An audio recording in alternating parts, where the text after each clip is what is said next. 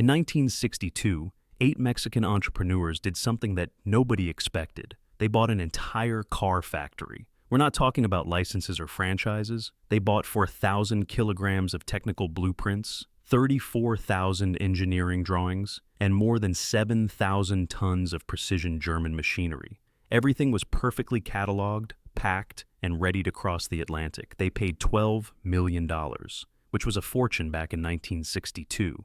But they didn't care because they had just bought the future of the Mexican car industry.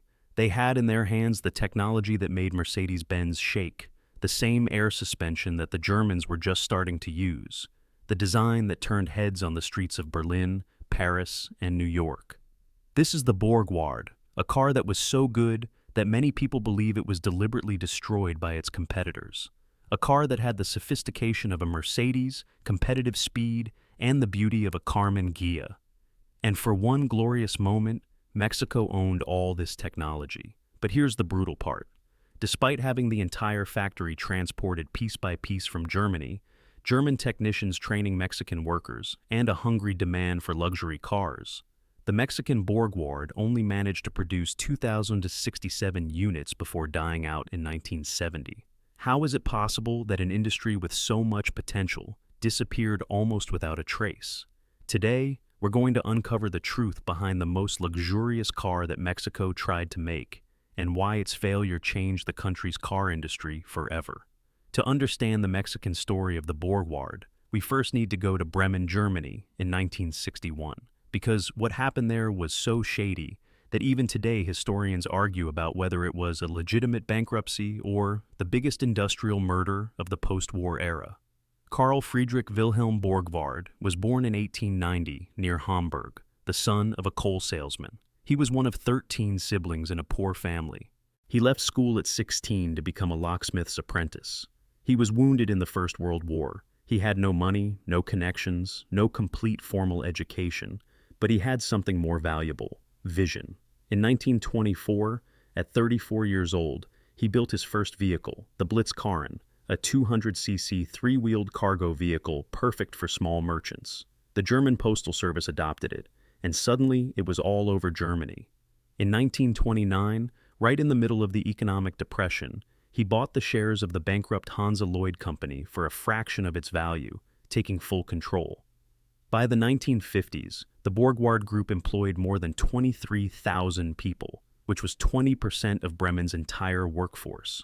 It produced vehicles under 4 brands: Borgward, Hansa, Goliath, and Lloyd.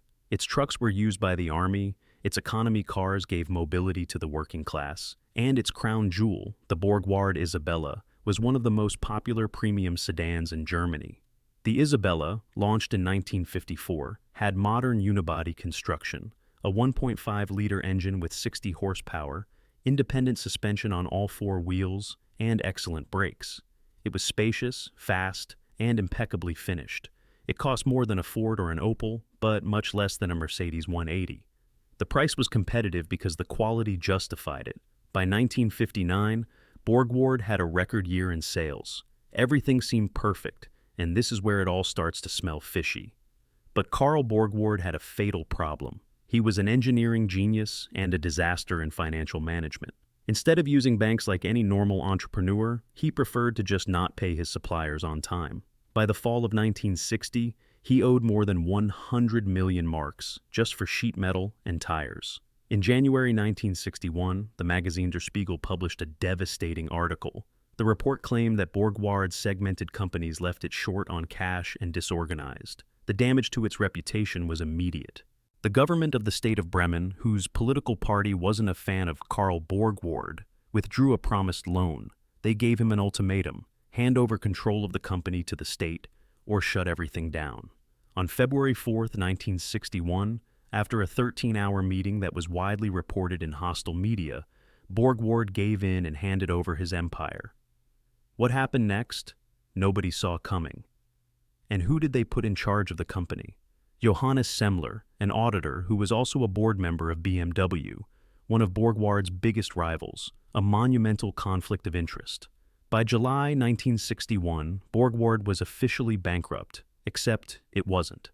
When all the assets were liquidated and all the debts paid, there were still 4.5 million marks left over. This proved that the company had never been technically insolvent. The bankruptcy was forced. There's evidence that other German manufacturers were involved in a conspiracy to destroy Borgward.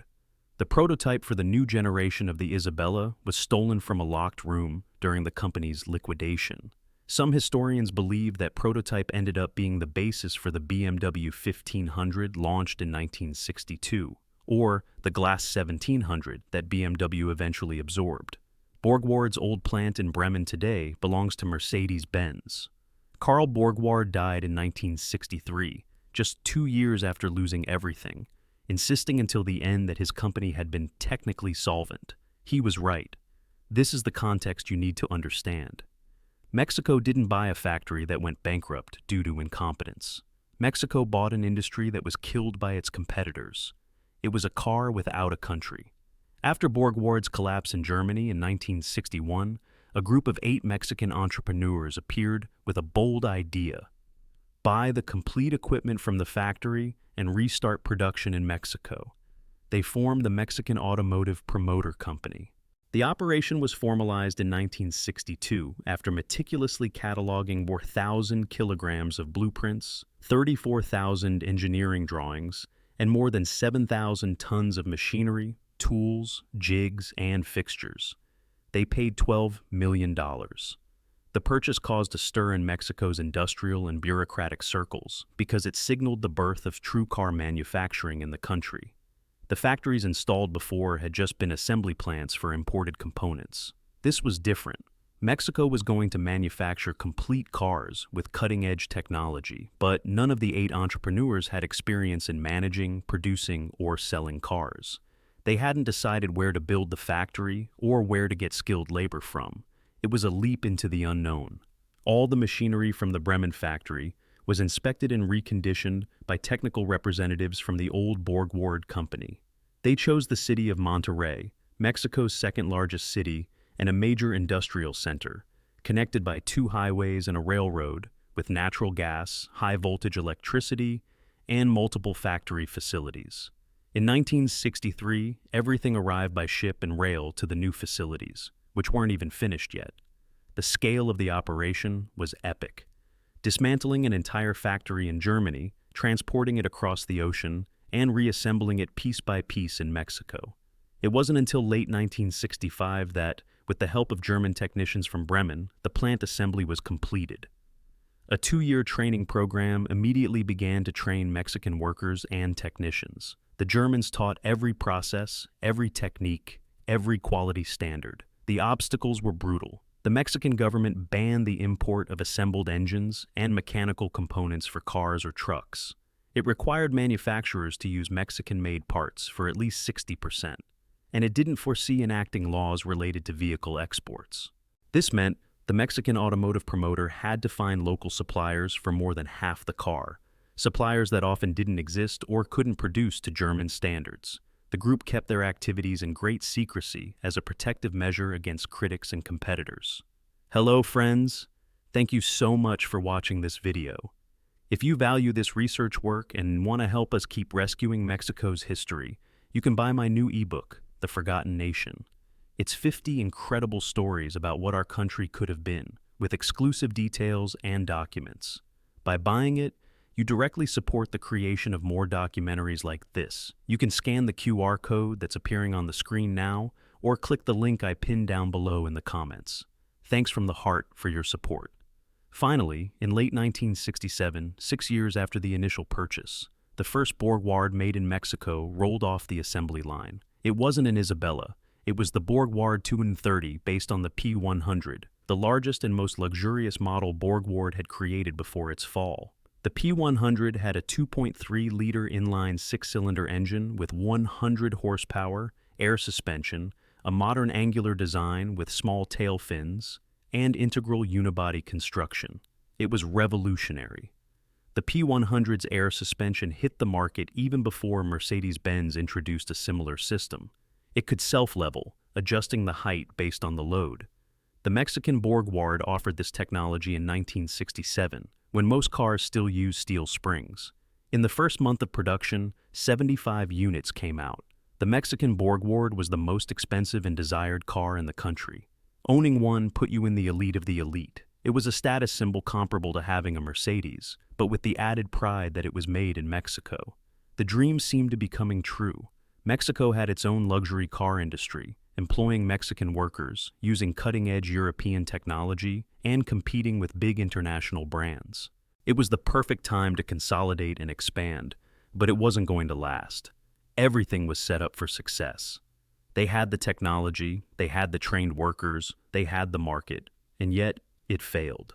The Mexican Borgward only managed to produce 2,267 units between 1967 and 1970, before the FANASA plant closed for good in 1971. What went wrong? Three main factors destroyed the dream. Factor 1, timing, too late to succeed. From the factory purchase in 1962 to the first car produced in 1967, almost 6 years passed. 6 years lost to bureaucracy, building facilities, training staff, and finding local suppliers.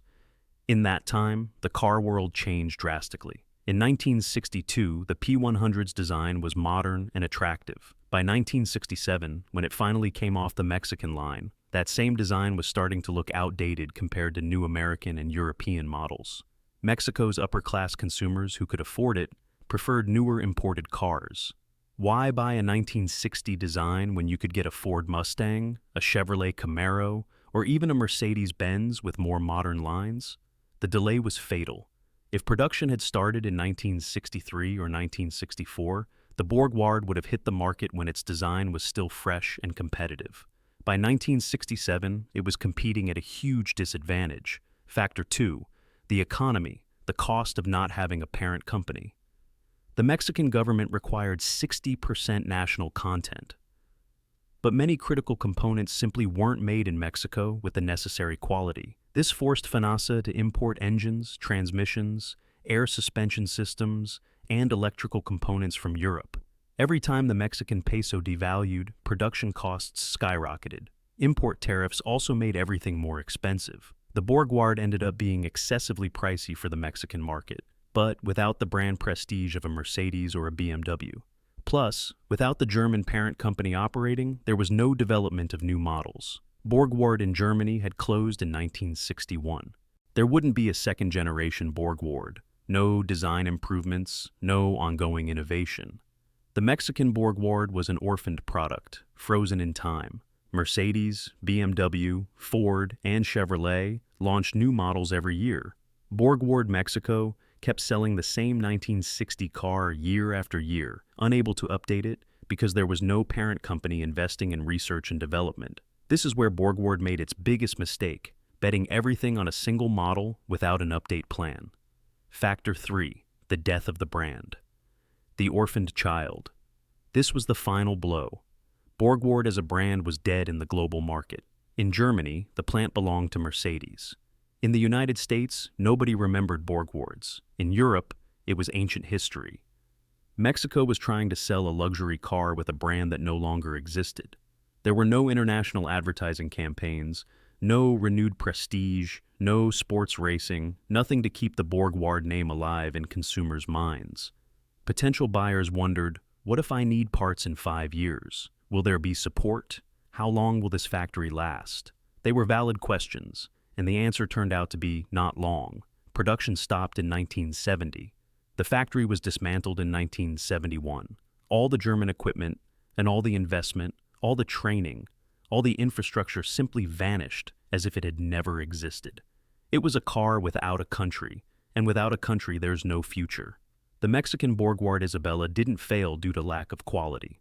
The cars that came out of Monterrey were excellent, well built, with advanced technology and impeccable finishes. It didn't fail due to lack of vision either. The entrepreneurs who bought the factory had the right idea. Mexico could be an automotive powerhouse. It failed due to a combination of bad luck, bureaucracy, and the absence of a parent company to sustain innovation. The time lost to paperwork killed the design's momentum. Government regulations drove up production costs without offering real protection against foreign competitors. And Borgward's death in Germany left the Mexican project without technical backing or brand prestige. It was a car without a country, too advanced and too alone. The Mexican Borgward remains the biggest what-if in the country's car industry. What if production had started in 1963? What if the government had supported it with smart protectionist policies? What if Borgward hadn't been destroyed in Germany? Today, the few surviving examples are collectors' treasures. They represent a moment when Mexico tried to leap into luxury car manufacturing and almost made it. Now I ask you, have you ever seen a Borgward on the streets? Do you know someone who owned one? Do you think Mexico could try again to make its own luxury cars? Tell me in the comments. Your story, your memory, your opinion is essential to keeping this memory alive. And if you've never heard of the Borgward before today, share this video so more people can learn about this forgotten gem of Mexican automotive history.